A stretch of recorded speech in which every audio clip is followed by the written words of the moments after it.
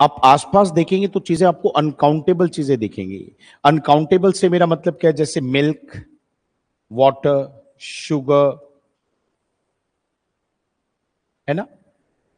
हमारे आसपास कुछ ऐसी भी चीजें हैं जिनको हम गिन नहीं सकते, जैसे हम अनकाउंटेबल कहते हैं। तो कई बार ऐसा होता है बेटा, जो वो चीजें जो गिनी नहीं जा पा रही हैं, हमारे आसपास देखेंगे तो बहुत सारी चीजें ऐसी दिखेंगी जो गिनी नहीं जा सकती। और हम कई बार क्या करते हैं, उन ना गिनने वाली चीजों के जस्ट पहले कोई ऐसा शब्द लगाते हैं जो उनकी मात्रा को डिफाइन करता है, क्वांटिटी को डिफाइन करता है। जैसे पहला सेंटेंस देखिए, मैंने कहा आई हैव नो वाटर, मेरे पास पानी नहीं है। अब सुनिए, अगर हम किसी चीज के नाम के पहले नो लिखते हैं तो फिर क्यों लिखते हैं? ये कहने के लिए वो है ही नहीं। तो हर वो चीज जो हमारे पास है ही नहीं उसे हम नो कह देते हैं। जैसे मैंने कहा मेरे पास पानी ही नहीं है, आई हैव नो वाटर। पर आप में से बहुत सारे बच्चों जो नहीं सीखते, वो ये नहीं सीखते सर ये फिर लिटिल कब लगता है। अगर मान लो मैं इसमें से नो को हटा दूं और इस नो की जगह मैं लिटिल लगा दूं, तो बच्चों इसका मीनिंग इससे थोड़ा सा अलग होगा। देखिए ध्यान से, अगर मैं कहता हूं आई हैव नो वाटर, तो मैं ये कह रहा हूं कि मेरे पास पानी है ही नहीं, बिल्कुल भी नहीं है, थोड़ा सा भी नहीं है। और जब मैं कहता हूं लिटिल वाटर, तो उसका मतलब न के बराबर, बहुत थोड़ा सा, बहुत हल्का सा, मतलब इतना कम कि जैसे वो हो ही ना हो। कई बार क्या होता है कि हम कुछ बना रहे होते हैं, उसमें पानी डालना होता है, और पानी भी ऐसा बिल्कुल ना मात्र जैसा, देखिए मेरे मुंह से एक वर्ड बोला ना मात्र जैसा, तो कहते हैं बिल्कुल ना के बराबर पानी डालियो, थोड़ा सा बिल्कुल ना के बराबर। वो ना के बराबर की जो सेंस है ना, वो पूरी जो करेगा ना, वो ये लिटिल पूरा करता है सर। तो देखिए कितना प्यारा सॉलिड कंसेप्ट है।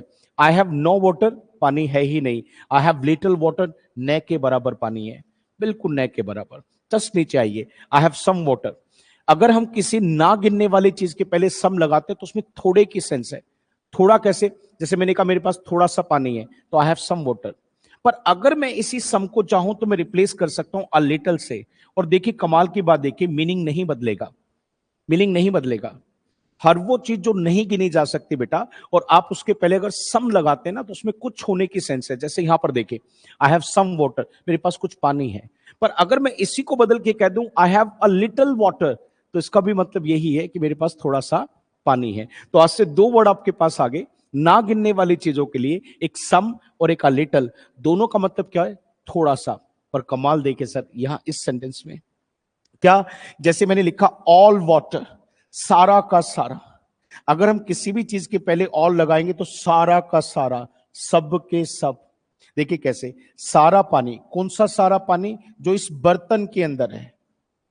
अलग से बताया, सारा पानी, कौन सा सारा पानी? जो इस बर्तन के अंदर है। हाँ, तो फिर विल बी रिक्वायर्ड, इसकी आवश्यकता पड़ेगी।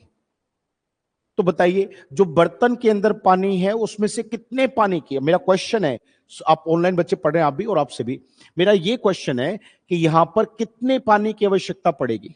बर्तन में से कितने पानी की? वेरी गुड, आपने कहा ना सारे की पड़ेगी, क्योंकि मैंने बोला भी all water that is in the pan will be required. सारे की सेंस आ गई। और बच्चों, जब कोई चीज गिनी ना जा सकती हो और वहां पे हम कहें सारे का सारा, तो आप उसे ऑल से तो कह ही सकते हैं, पर आप इसे चाहें तो और क्या कह सकते हैं? The little. तो इसका मतलब ये भी है, देखो, the little water that is in the pan will be required. तो ये जो डाउट बनता है ना लोगों के मन में, little, a little, the little, ये एक जैसा है क्या? एक बच्चे ने ऑनलाइन मेरे से पूछा, सर ये लिटल में ए द तो मैं जो चाहूंगा लगा लू ना?